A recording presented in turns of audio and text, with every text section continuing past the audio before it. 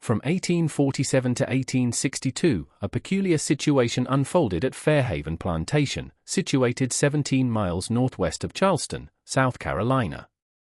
Throughout the South, the Underground Railroad was active, assisting thousands in their escape to freedom, yet records indicate that not one enslaved woman from this specific estate ever tried to flee. Not a single one. In that same timeframe, newspaper advertisements and county records documented 12 men from the property as runaways. Notices for their capture were published in the Charleston Mercury. Reward money was offered. But the women, every last one of them, remained. What makes this even more disturbing emerges from auction records. Women sold from Fairhaven commanded prices 2 to 3 times higher than comparable sales elsewhere in South Carolina. Bills of sale described them with unusual language: superior breeding stock, proven bloodline, guaranteed fertility star. Documents within the Charleston Historical Society archive show systematic notations beside each woman's name. Numbers, dates, and detailed physical descriptions that read more like livestock inventories than human records. For 15 years, this pattern continued without interruption until a physician from Philadelphia discovered what was hidden beneath the plantation's eastern tobacco barn, a secret several of Charleston's most prominent families had paid handsomely to keep buried. Before we continue with the story of Fairhaven Plantation, if you're listening from anywhere in the United States, we'd love to know. Leave a comment telling us what state or city you're listening from. If dark historical mysteries like this fascinate you, make sure to subscribe and hit that notification bell, because the truth we're about to uncover is something history tried very hard to forget. Now, let's discover what really happened in those fields outside Charleston. The discovery that would eventually expose Fairhaven came not from escaped slaves or abolitionist investigations, but from something far more mundane: a property dispute over inheritance in 1862. Fairhaven Plantation sprawled across 800 acres of prime low-country land, its fields producing Sea Island cotton that fetched premium prices in European markets. The estate had belonged to the Rutledge family since 1791, passing from father to son through 3 generations. By the 1840s, it was under the management of Thomas Rutledge III, a man whose quiet demeanor and modest lifestyle stood in stark contrast to the ostentatious wealth displayed by neighboring planters. He attended church regularly at St. Philip's in Charleston, served on civic committees, and was known for running what locals called a well-ordered operation star. The plantation maintained approximately 60 enslaved people, a relatively small number for an estate of its size. What set Fairhaven apart, however, was its demographic composition. 1850 census records show an unusual ratio: 38 women and girls to only 22 men and boys. Most plantations maintained roughly equal numbers, sometimes favoring male laborers for heavy field work. Fairhaven's numbers inverted this entirely. The property itself consisted of the main house, a modest 2-story structure lacking the grand columns and sweeping verandas of neighboring estates, along with 2 large tobacco barns, a cotton gin house, several storage buildings, and the quarters where enslaved people lived. The Eastern Tobacco Barn, built in 1843, was notably larger than necessary for an estate that primarily grew cotton. Neighbors occasionally remarked on this oddity, but Thomas Rutledge explained it as preparation for diversifying crops should cotton prices fall. Externally, the community of enslaved people at Fairhaven lived under conditions that appeared similar to other low-country plantations. They worked the fields during planting and harvest seasons, maintained the grounds, and performed domestic duties. But several details, barely noticeable unless one paid close attention, set Fairhaven apart. First, the women at Fairhaven appeared healthier than those on surrounding estates, a fact visitors occasionally commented on. Second, certain women seemed to work lighter duties than expected, remaining closer to the quarters rather than laboring in distant fields. Third, and most peculiar, was the fact that Fairhaven regularly sold young children at auction, usually between ages 2 and 4, yet maintained its population of adult women. Most plantations kept families together when possible, if only to maintain stability and prevent unrest. Thomas Rutledge separated children from mothers with bureaucratic regularity. One person who noticed these patterns was Dr. Samuel Brennan, a physician from Philadelphia who had relocated to Charleston in 1858. Brennan came from a prominent Quaker family with abolitionist sympathies. Though he kept these views carefully hidden, his medical practice in Charleston served wealthy clients, and he quickly gained access to elite social circles. This position allowed him to observe details that might otherwise have escaped notice. Brennan first encountered Fairhaven's unusual reputation in late 1859 when he attended an estate sale in Charleston where several enslaved people were being auctioned. Among them was a young woman, approximately 20 years old, sold from Fairhaven Plantation. The auctioneer described her with language that made Brennan uncomfortable, not just the typical dehumanizing rhetoric common to such sales, but specific terminology suggesting selective breeding. 5 successful births, the auctioneer announced. Superior physical constitution, Fairhaven trained. The bidding reached $1,400, an extraordinary sum. For comparison, prime field hands typically sold for $800 to $1,000. Women valued primarily for domestic work and childbearing potential usually commanded lower prices. Yet this woman, sold specifically for her reproductive history, fetched nearly double the standard rate. Brennan watched as a buyer from a Savannah plantation secured the purchase. After the auction, he discreetly inquired about Fairhaven's reputation among other physicians who attended such sales. What he learned disturbed him deeply. Rutledge runs a specialized operation, one doctor explained over brandy. Improves the stock if you understand my meaning. Keeps detailed records. His women are guaranteed fertile, strong constitution, minimal complications. He's been doing it for years. Another physician added, several prominent families invest in his operation. They place orders for specific characteristics. He delivers results. Brennan pressed for details, but the conversation shifted.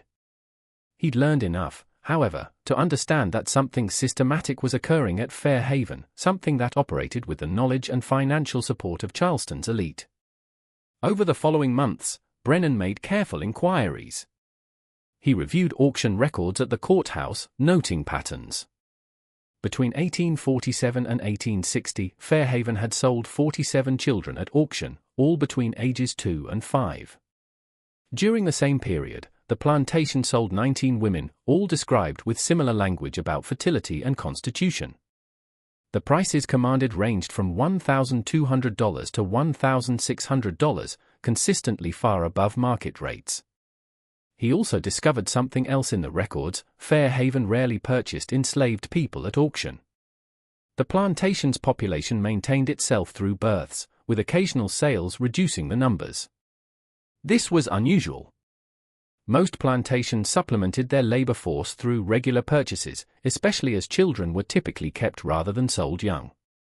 The pattern suggested something Brennan had only read about in abolitionist literature from the North: systematic breeding operations, treating human beings as livestock to be improved through selective reproduction.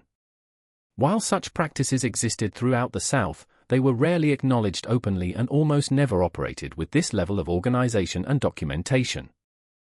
Brennan's medical training made him aware of the emerging pseudoscientific theories about heredity and human improvement, ideas that would later coalesce into the eugenics movement, but which were already circulating in certain academic and medical circles.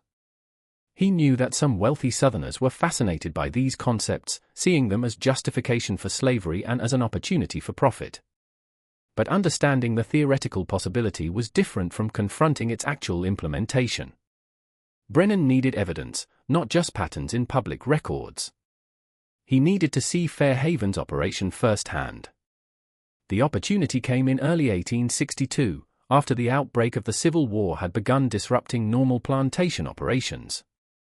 Thomas Rutledge III had died in October 1861, leaving the estate to his son, James Rutledge, who was serving as an officer in the Confederate Army. The plantation was being managed temporarily by an overseer named Harold Gaines, who lacked the connections and discretion of the Rutledge family.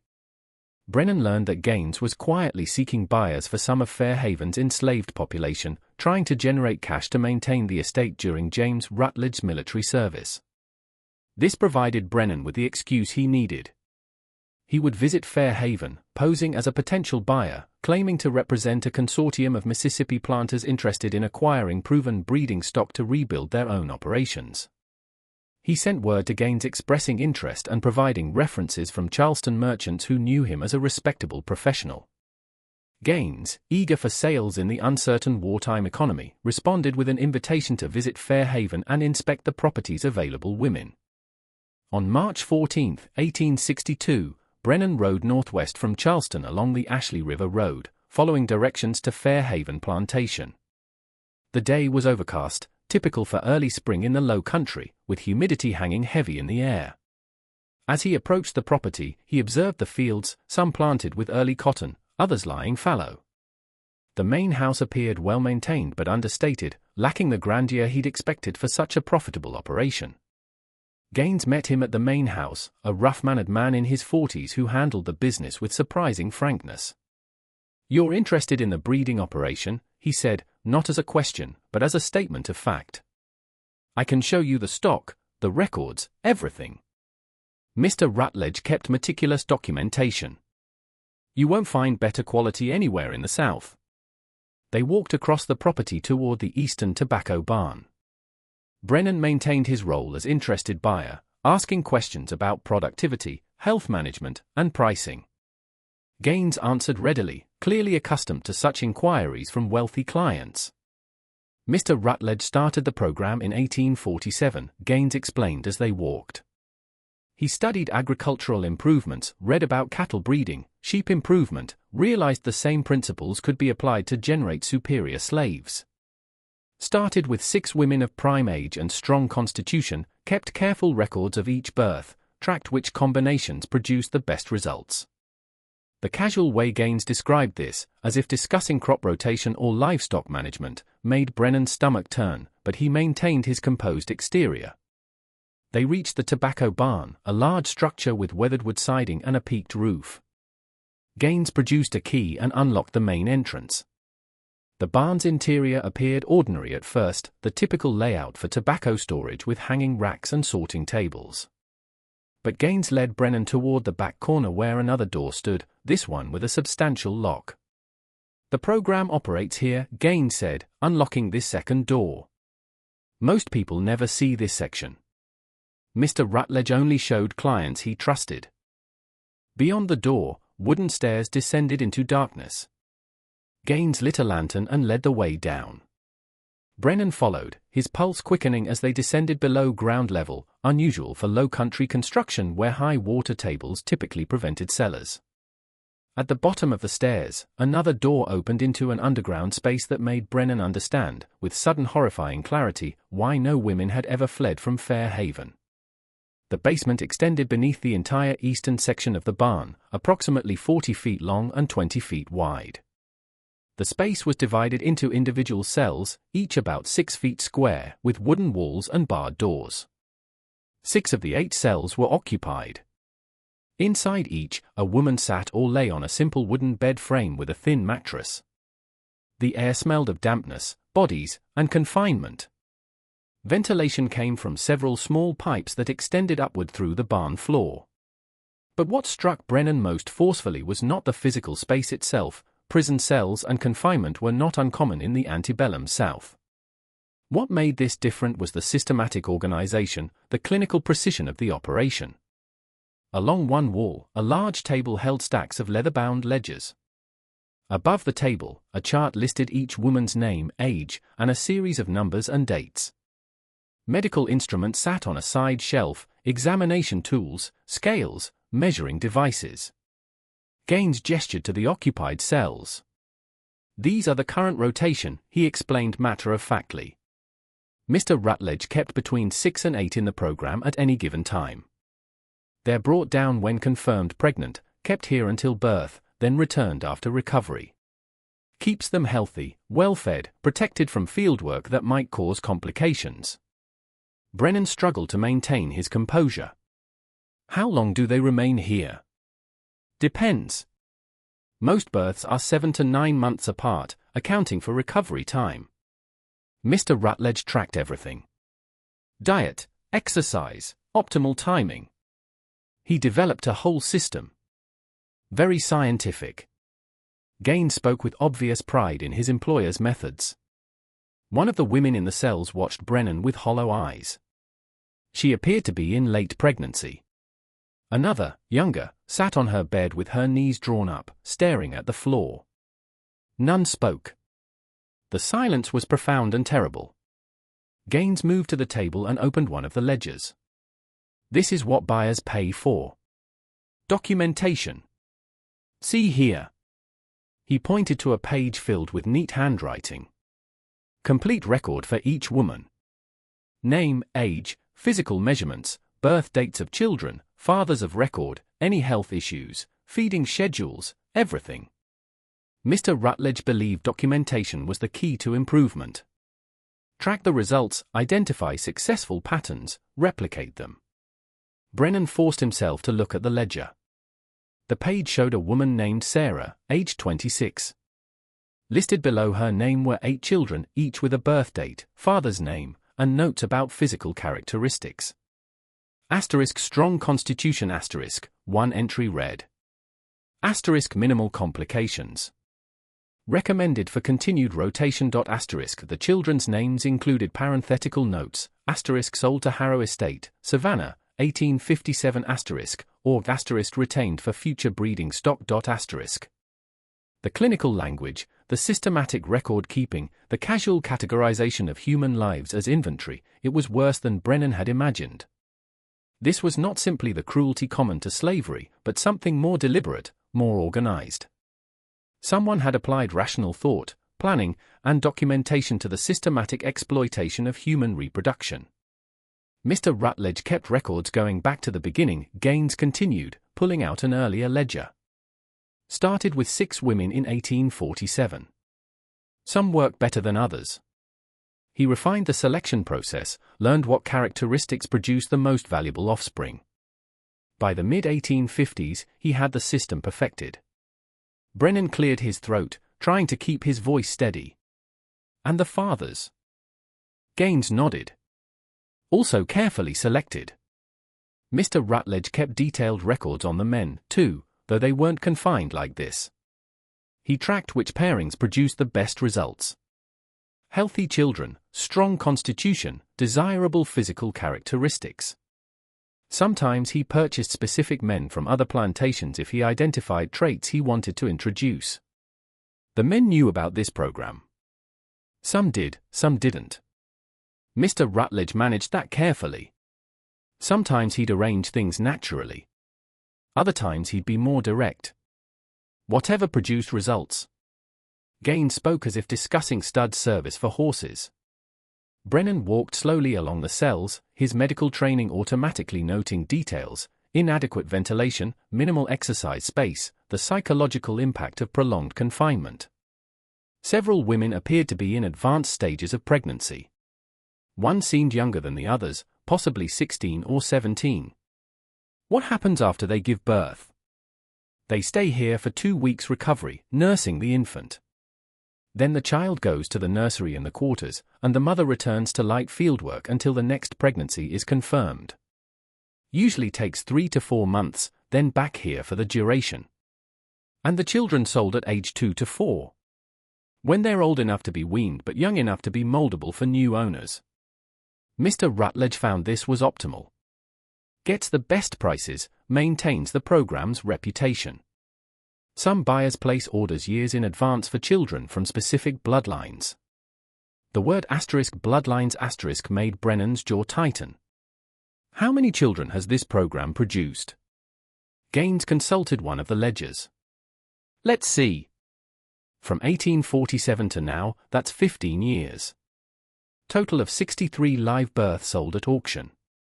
Current inventory includes for infants in the nursery awaiting sale, and these 6 currently in the program. He gestured to the pregnant women in the cells. All healthy, documented lineage, guaranteed breeding stock. Brennan forced himself to ask more questions to maintain his role as interested buyer. What prices do these women command when sold? The highest we've recorded was $1,600, sold to a Georgia plantation in 1859. That was Ruth.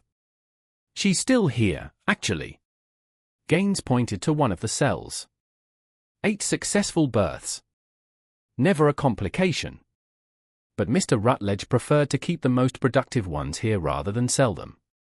Better return on investment to keep producing than to sell once. And this operation is unique to Fairhaven. Gaines shrugged.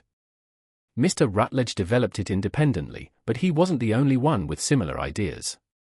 I know of at least 3 other estates in South Carolina running comparable programs, and more in Georgia and Mississippi. There's a whole network of buyers who seek out scientifically bred stock. Mr. Rutledge was just the most systematic about it. The revelation that this wasn't an isolated operation, but part of a broader network, struck Brennan forcefully. This wasn't one man's aberration. This was an organized system with multiple participants, buyers, investors. Who were his primary investors? Gaines hesitated for the first time. That's confidential. Mr. Rutledge dealt with several prominent families who preferred discretion. They provided capital. He provided returns. Standard business arrangement. Brennan didn't press further, not wanting to raise suspicion. He'd seen enough, more than enough. The question now was what he could do with this knowledge. They spent another 30 minutes in the underground cell, with Gaines showing Brennan the feeding schedules, exercise routines, and medical protocols Thomas Rutledge had developed. Everything was documented, systematized, refined through years of practice. Rutledge had even corresponded with agricultural scientists at South Carolina College, seeking advice on breeding theory without revealing the specific application. When they finally climbed back up the stairs into the tobacco barn, the afternoon light seemed impossibly bright. Brennan's eyes needed a moment to adjust. Gaines locked both doors behind them, carefully securing the evidence of what lay beneath. As they walked back toward the main house, Brennan asked about specific women available for purchase, maintaining his cover while his mind raced with questions about how to expose what he'd discovered. Gaines named prices, offered to arrange detailed inspections, and promised documentation for any purchases. "I'll need to consult with my associates," Brennan said. "This is a significant investment. I'll send word within the month." Gaines seemed satisfied with this response. They shook hands at the main house, and Brennan mounted his horse for the ride back to Charleston. As Fairhaven disappeared behind him, he tried to process what he'd witnessed. The clinical precision of it was what disturbed him most. This wasn't crude exploitation driven by immediate impulse. This was rational, calculated, sustained over 15 years with careful documentation and continuous refinement. Thomas Rutledge had approached human breeding the way others approached agricultural improvement, applying scientific principles to maximize returns. And he'd succeeded. The financial records would show substantial profits, the reputation that commanded premium prices, the network of wealthy investors and eager buyers. By the metrics of business success, Rutledge's program worked exactly as intended. That night, in his Charleston residence, Brennan began documenting everything he'd observed. He sketched a diagram of the underground cell, noted the names he'd seen in the ledgers, recorded Gaines's statements, and transcribed as much detail as possible while memory remained fresh. But documentation alone wouldn't stop this. Slavery was legal. Breeding programs, while not widely discussed in polite society, were not illegal. Several agricultural journals had even published articles on systematic approaches to slave breeding, framing it as a sound management innovation. What Brennan had witnessed was horrifying, inhumane, morally indefensible, but it violated no Southern laws. He could share this information with abolitionist contacts in the North, but in March 1862, with the Civil War intensifying, such exposés had limited impact. The Union Army was focused on military objectives, not individual plantation operations. Northern newspapers regularly published accounts of slavery's horrors, and this would be one more story in an endless litany.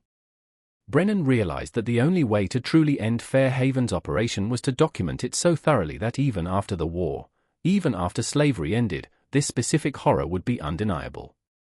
Future generations needed to know that such things had existed, had operated with community knowledge, had involved prominent families, had been defended as legitimate business practice. Over the following weeks, Brennan made several more visits to Fairhaven, using his established cover as potential buyer to gain continued access. Gaines, eager for sales in the unstable wartime economy, welcomed these visits. Each time, Brennan gathered more information, names from the ledgers, details about the network of buyers, specifics about the investors who'd funded the program's expansion.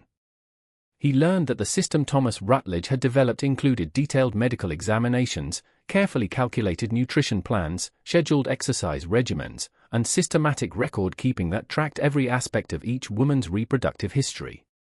Rutledge had corresponded with physicians in Charleston and Columbia, seeking medical advice on optimizing fertility and preventing complications. Some of these physicians had visited Fairhaven, examined the women, and provided recommendations. The network extended further than Brennan initially realized. Several wealthy Charleston families had invested in Fairhaven's program, providing capital in exchange for access to the children produced. A shipping merchant named Crawford had funded the underground cells construction in 1852. A banker named Hayward had financed the purchase of several specific men whose physical characteristics Rutledge wanted to incorporate. A rice planter named Sinclair had provided medical equipment and supplies. These weren't anonymous, distant financiers. These were men Brennan had met at social gatherings, whose wives attended the same church, whose children played in the same parks. They'd invested in human breeding as casually as they invested in cotton futures or railroad bonds. During one visit in April 1862, Brennan managed to briefly speak with one of the women when Gaines was momentarily distracted. Her name was Sarah, the same one whose ledger entry he'd seen weeks earlier. She was 31 years old and had given birth to 8 children in the program, none of whom she'd been allowed to keep past age 2. "Why don't you run?" Brennan asked quietly, the question that had puzzled him from the beginning. "The men run. Why don't the women?" Sarah looked at him with eyes that held depths of exhaustion and resignation. "Where would we go?" she said simply. "They tell us if we run, our babies die. And they mean it. They've done it." First year of the program, a woman named Rebecca ran. When they brought her back, her baby was gone. Mr. Rutledge gathered all of us. Made sure we understood. You run, your child dies. Every woman here has children somewhere. Sold to plantations across the South. We don't know where most of them are. But we're told if we cause trouble, if we run, word goes out to those plantations. Our children suffer. So we don't run. We stay. We survive. We hope somehow, someday, we might see our children again. The psychological control was perfect. The physical cells underground were only part of the prison. The real imprisonment was the systematic use of children as hostages, as leverage, as insurance against resistance. The women stayed, not because they couldn't imagine escape, but because escape meant abandoning or endangering their children. Before Brennan could respond, Gaines returned, and the moment ended. But Sarah's word stayed with him. We stay. We survive. We hope. By late spring 1862, Brennan had accumulated extensive documentation of Fairhaven's operation. He had diagrams, copied ledger entries, names of investors and buyers, details about the network of similar operations, and first-hand testimony from Sarah. He'd also identified several Charleston physicians who'd provided medical consultation to Rutledge over the years. The question was what to do with this information. The war was intensifying. Union forces had captured Port Royal in November 1861, establishing a foothold on the South Carolina coast. Charleston would likely face military pressure as the war progressed. Brennan knew that chaos might soon engulf the Low Country, potentially destroying evidence or scattering the people involved. He made a decision. He would compile everything into a detailed report, seal it with notarized statements from several witnesses he'd carefully recruited, and deposit copies with trusted contacts both in Charleston and in Philadelphia. When the war ended, however it ended, this documentation would exist. The perpetrators could be identified. The investors could be named. The operation could be exposed not as rumor or accusation, but as documented fact. Throughout the summer of 1862, Brennan worked on this documentation while maintaining his medical practice and his cover as interested buyer. He made his final visit to Fairhaven in August, telling Gaines he'd decided not to proceed with purchases due to wartime uncertainty. Gaines seemed disappointed but understanding, and many business arrangements were being abandoned as the war's outcome grew increasingly uncertain. During this final visit, Brennan managed to give Sarah a folded piece of paper with an address in Philadelphia, his family's home, his sister's name. "If you survive this," he told her quietly, "if you ever get north, find this address. Tell them Samuel Brennan sent you. They'll help you." Sarah took the paper, looked at it briefly, then tucked it away somewhere in her clothing. She didn't respond, but her eyes held something that might have been gratitude, or might have been simply acknowledgement that someone had seen her suffering and recorded it. Brennan left Fairhaven for the last time, rode back to Charleston, and completed his documentation. In September 1862, he sealed multiple copies of his report in waxed packets and arranged for them to be stored separately, one with a lawyer in Charleston, one shipped to his family in Philadelphia, one deposited with a Quaker meeting house in Columbia. Then he waited to see what the war would bring. The war came to Charleston slowly, then suddenly. Union forces maintained a naval blockade, gradually strangling the city's economy. Bombardments began in 1863. By 1865, with Sherman's army approaching from the west and Union forces closing in from the coast, Charleston's Confederate defenders abandoned the city. Brennan, who had maintained his medical practice throughout the war years, treating both Confederate soldiers and civilians, stayed in Charleston through its fall. When Union forces occupied the city in February 1865, he immediately sought out military authorities with information about Fairhaven Plantation. The Union Army, dealing with thousands of newly freed people and the massive logistical challenge of occupation, was initially uninterested in investigating what they viewed as historical grievances. Slavery was ending. Justice for past wrongs would have to wait until order was restored. But Brennan persisted. He contacted military physicians, showed them his documentation, explained the medical aspects of Rutledge's program. Finally, in March 1865, he convinced a Union Army captain named Joseph Fuller to accompany him to Fairhaven to see if any evidence remained. They rode northwest from Charleston on a day that felt like spring, the low country beginning its transformation from winter dormancy to new growth. As they approached Fairhaven, Brennan saw immediately that much had changed. The fields lay uncultivated. The main house showed signs of fire damage on one side. The tobacco barn stood empty, doors hanging open. They found Harold Gaines at a small house on the property's edge, now occupied by several formerly enslaved families who had claimed the land. Gaines, no longer an overseer but a man trying to survive in the collapsed economy, told them what had happened. When news came that the war was ending, people started leaving, Gaines said. The enslaved people just walked away. Some of the women went down to that underground cell and tore it apart. They wanted to destroy everything, the records, the cell itself. I didn't try to stop them. By then, what did it matter? The ledgers? Brennan asked. The documentation. Burned. The women burned everything. All Mr. Rutledge's records.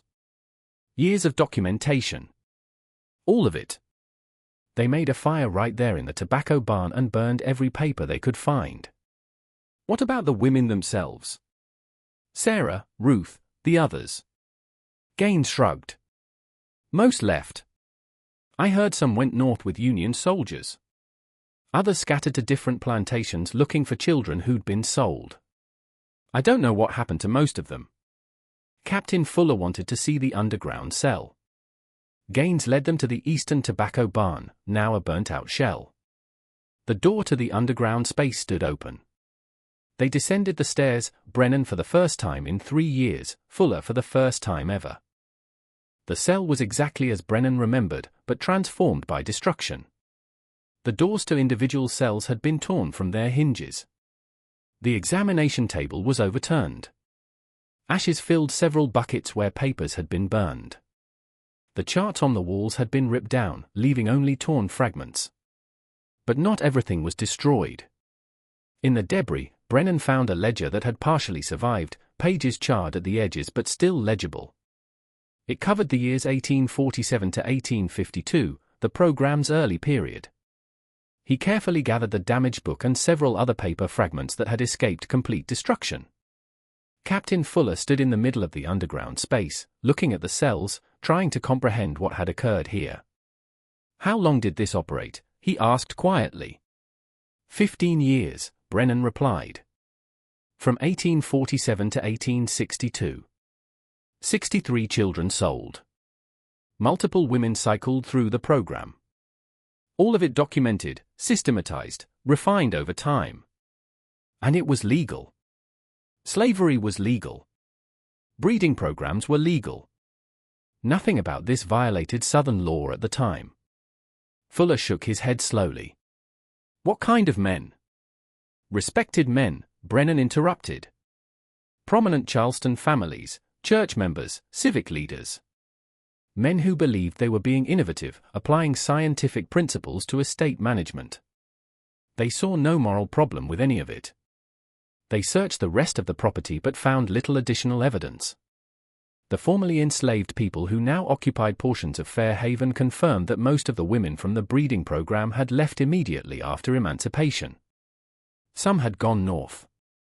Others had traveled to plantations in Georgia and Alabama, searching for children sold years earlier. One elderly woman who had worked in the main house told Brennan that she remembered Sarah. She left in late February, soon as she heard Sherman's army was coming. Said she was going to find her children. She had an address somewhere up north, piece of paper she'd kept hidden for years. I saw her write down the names of her children before she left. 8 names, their ages, the plantations where they'd been sold. She was going to find every one of them, she said.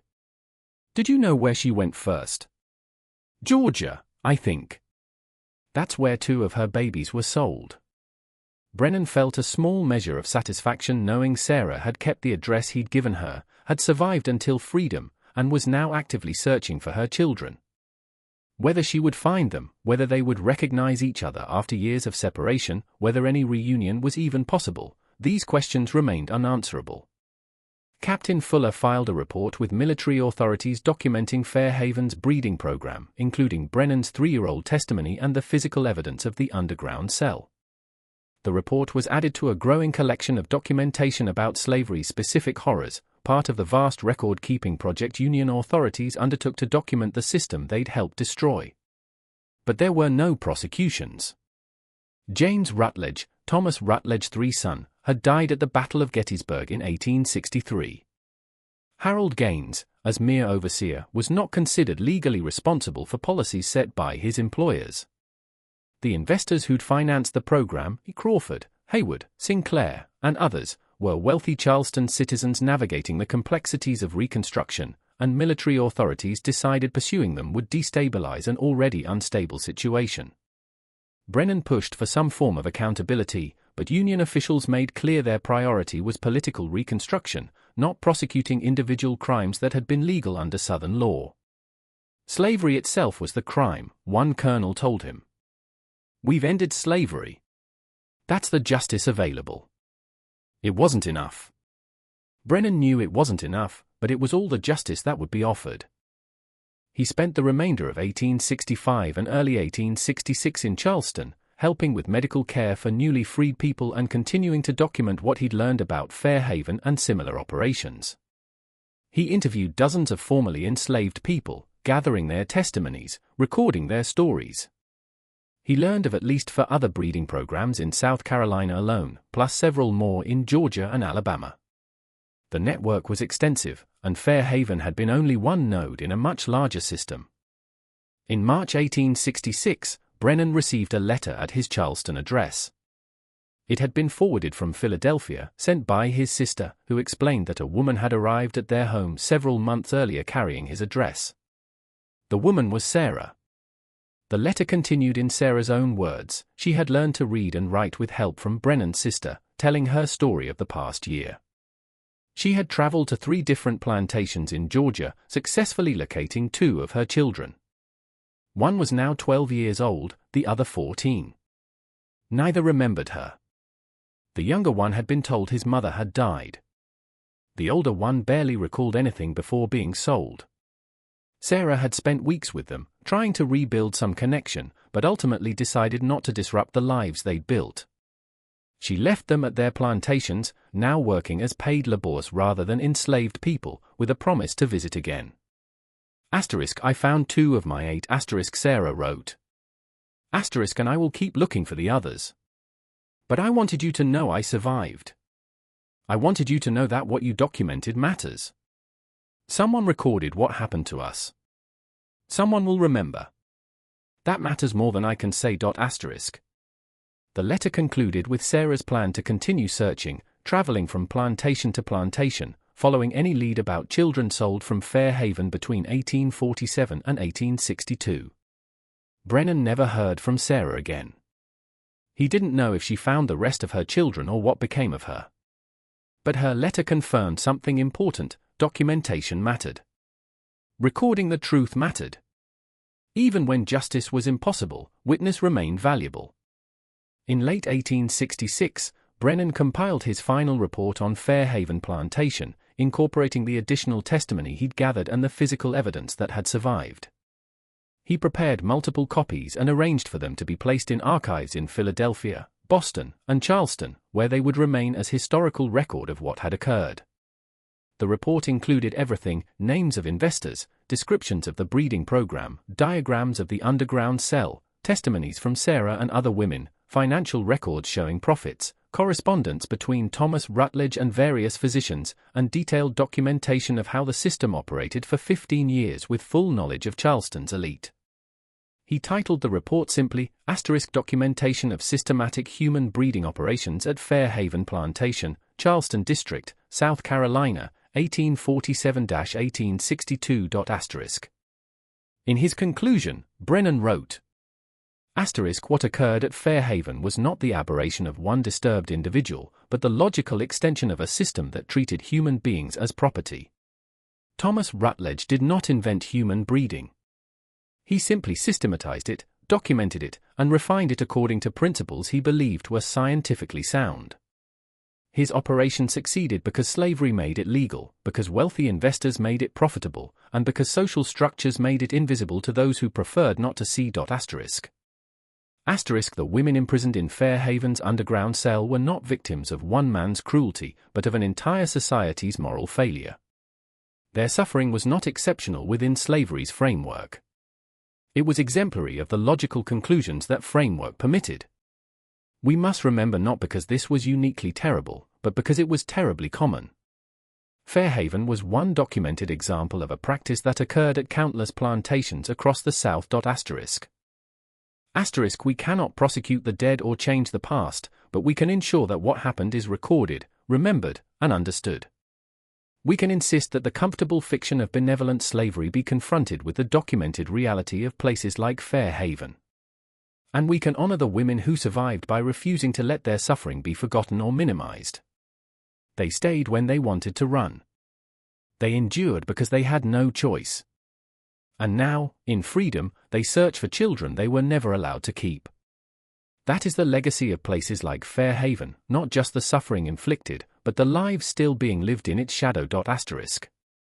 Brennan deposited his final report in January 1867, then returned to Philadelphia to resume medical practice.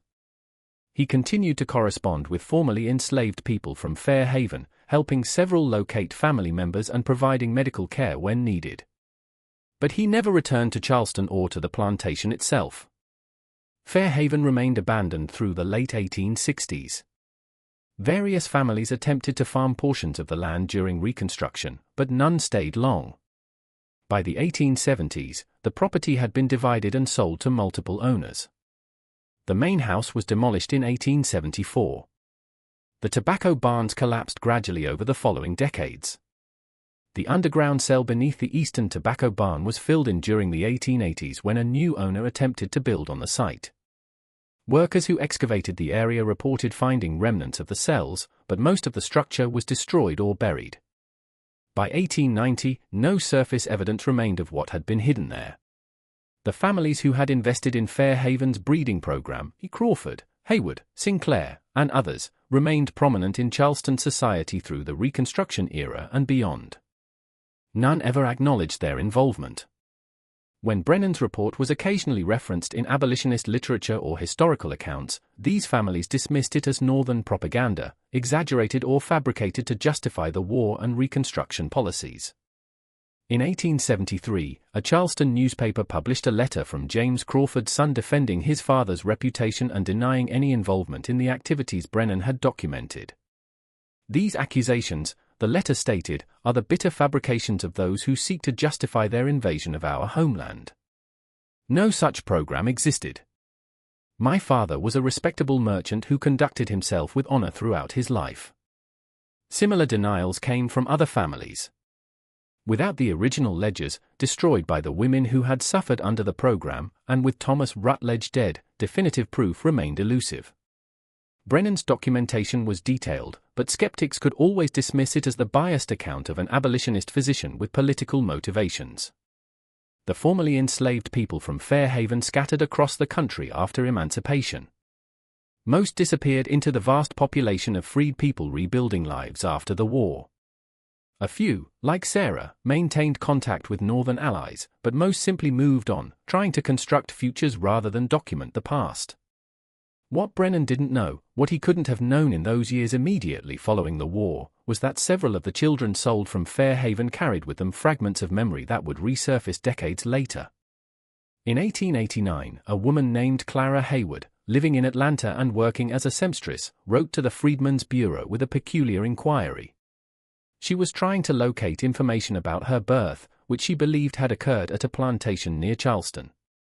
Her earliest memory, she wrote, was of being separated from her mother at approximately age 3, and of a man examining her teeth and measuring her height before she was placed in a wagon. The Freedmen's Bureau forwarded her letter to several contacts in Charleston, and eventually it reached a church group that had been collecting testimonies from formerly enslaved people. Someone in that group knew of Brennan's documentation. They sent Clara a copy of portions of his report, along with what remained of the fragmentary ledgers he had saved. Clara's response, preserved in church archives, revealed something Brennan had not fully considered. The children from Fairhaven, now adults, were beginning to search for their origins. I always knew something was different about how I was sold. Clara wrote. The plantation where I grew up, the owners would sometimes mention that I came from quality stock, that I'd been purchased specifically for breeding. I never understood what that meant until I read Dr. Brennan's report. Now I understand I was one of the products of that program. My mother's name was Ruth, according to the records you sent. She gave birth to me in 1856. I have spent my entire life not knowing her, and now I learn she was imprisoned underground, that I was taken from her deliberately as part of a business operation. Clara's letter continued with a request that would occupy the final years of Brennan's life. She wanted to know if anyone had information about what happened to Ruth, whether she had survived the war, whether there was any possibility of finding her. Brennan, now in his 60s and semi-retired, took up Clara's case with the determination of someone who understood this might be his last opportunity to provide some measure of resolution. He wrote to every Freedmen's Bureau office in South Carolina, Georgia, and Alabama, asking if anyone had records of a woman named Ruth, approximately 50 years old, who had been enslaved at Fairhaven Plantation. He contacted church groups, charitable organizations, and black community leaders who were helping formerly enslaved people locate scattered family members. The search took nearly 2 years. During that time, Brennan received responses from dozens of people, some with information about women named Ruth, none of whom matched the specific details from Fairhaven's fragmentary records. He learned that Ruth was a common name, that thousands of women had been separated from their children, that the chances of finding one specific person in the chaos of post-war migration were vanishingly small.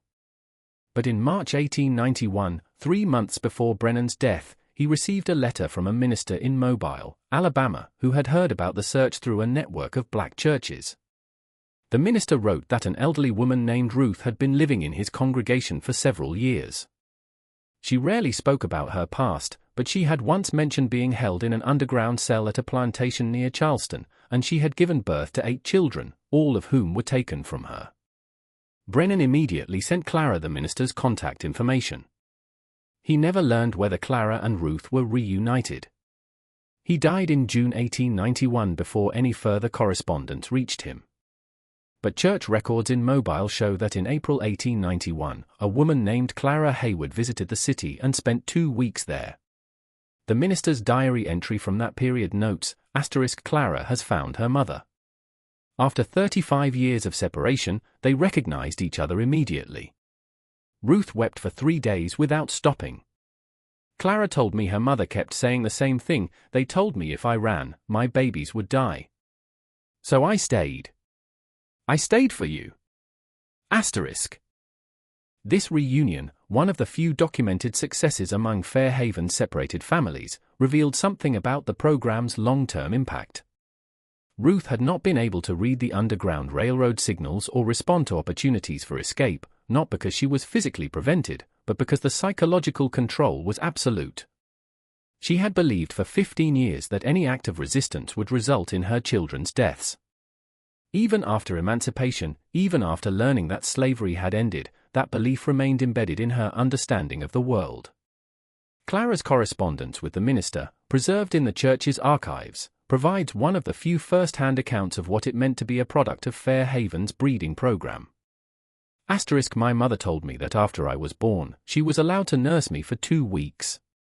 Then I was taken to what they called the nursery, and she saw me only occasionally until I was sold at age 3. She said she tried to memorize everything about me, the shape of my face, a birthmark on my shoulder, the sound of my voice. She was terrified she would forget me.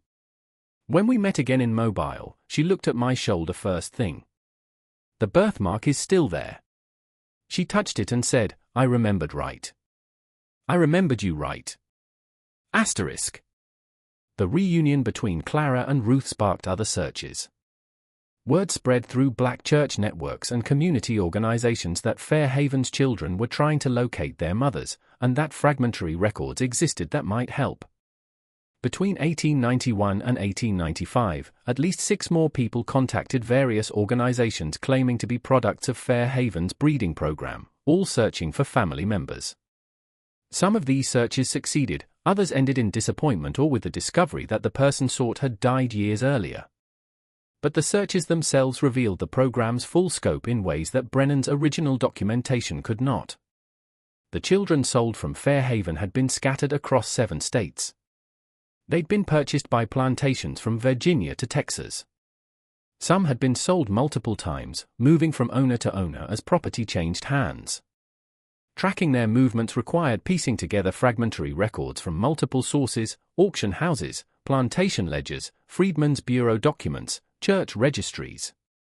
A historian named Margaret Thornton, affiliated with Atlanta University, became interested in documenting these searches in the mid-1890s.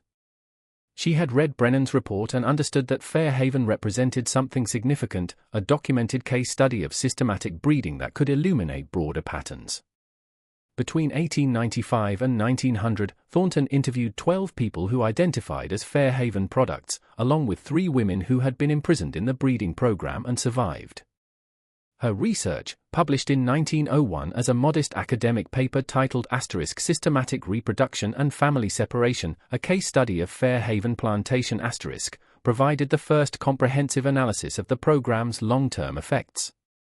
Thornton documented psychological patterns among the survivors, persistent anxiety, difficulty forming attachments, recurring nightmares about separation and confinement.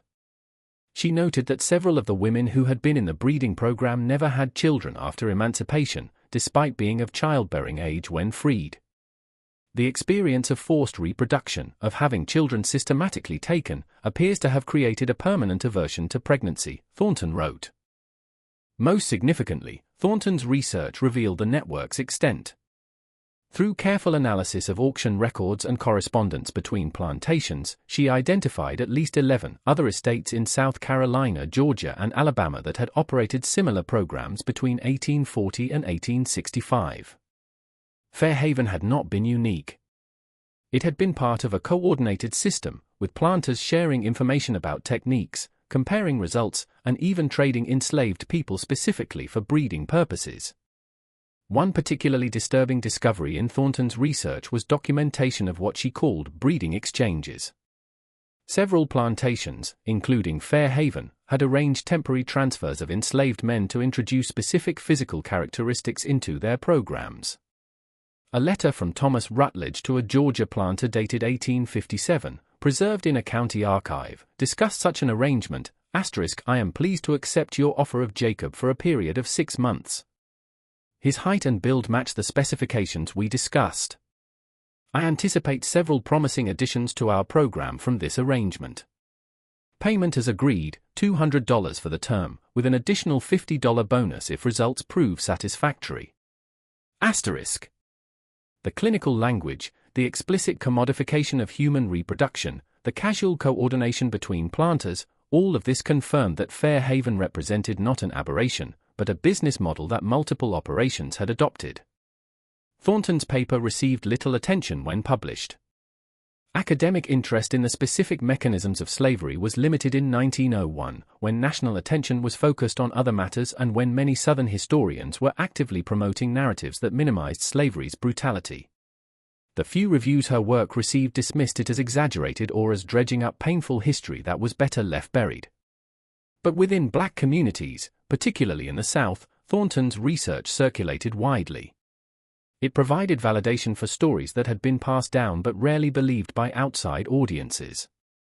Families that had known about breeding programs but had been told such things were myths or exaggerations now had documented proof that such operations existed and functioned exactly as they remembered. The paper also provided something else: names. Thornton had documented the investors who financed Fairhaven and similar programs: Crawford, Hayward, Sinclair, and several others. These families, still prominent in Charleston and other Southern cities, found themselves unexpectedly confronted with their ancestors' involvement in systematic breeding operations. The response was swift and hostile. In 1902, descendants of the families named in Thornton's research pressured Atlanta University to disavow her work. The university, dependent on philanthropic contributions, including from Southern donors, issued a statement calling Thornton's research poorly substantiated and suggesting it did not meet academic standards. Thornton herself faced significant professional consequences. She lost her teaching position and struggled to find academic employment afterward. But the documentation existed. Brennan's report existed. The fragmentary ledgers existed. The testimonies from survivors existed. And increasingly, the children who had been products of these programs were speaking publicly about their experiences, refusing to let the history be erased or minimized. One of these voices belonged to Samuel Crawford, ironically sharing a surname with one of Fairhaven's investors, though no relation. Born at Fairhaven in 1859 and sold at age 3 to a Mississippi plantation, Crawford had become a minister and community organizer in Jackson. In 1903, he published a short memoir titled Born for Sale, My Life as a Product of Systematic Breeding.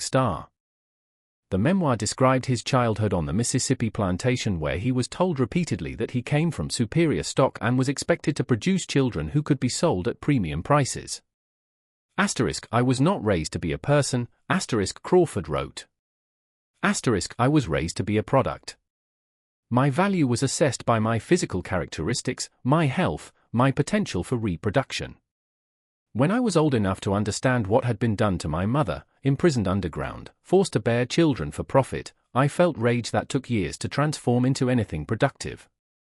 This rage drives my work now. I tell my story because I want people to understand that systematic breeding was not some vague historical abstraction. It happened to real people. It happened to my mother. It happened to me. And the people who designed and profited from these programs were not monsters. They were respectable citizens who saw nothing wrong with what they were doing. Crawford's memoir sold modestly but reached important audiences. Copies circulated among black churches, educational institutions, and early civil rights organizations. More significantly, it inspired other Fairhaven products to share their stories. Between 1903 and 1910, at least 8 published accounts appeared, some as short newspaper articles, others as sections in larger memoirs, from people identifying as children sold from Fairhaven or similar breeding programs. These accounts shared common themes: the lifelong struggle to understand their origins, the psychological impact of learning they were products of systematic breeding, the difficulty of locating family members, and the anger at seeing the perpetrators and their descendants suffer no consequences.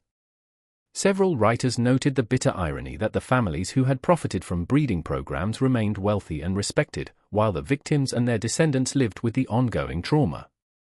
By 1910, enough documentation existed that Fairhaven's breeding program could no longer be dismissed as abolitionist propaganda or historical exaggeration.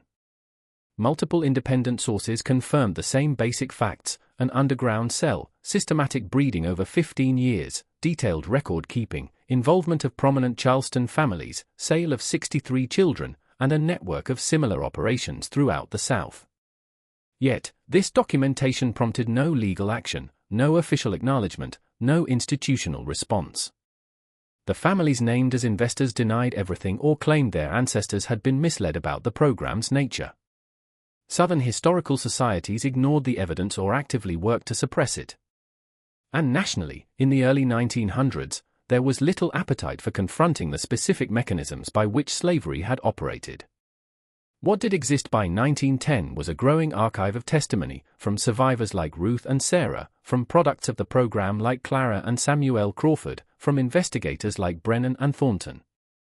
This archive documented not just what happened at Fairhaven, but why it happened, how it functioned, who profited from it, and what its long-term effects were on the people who endured it.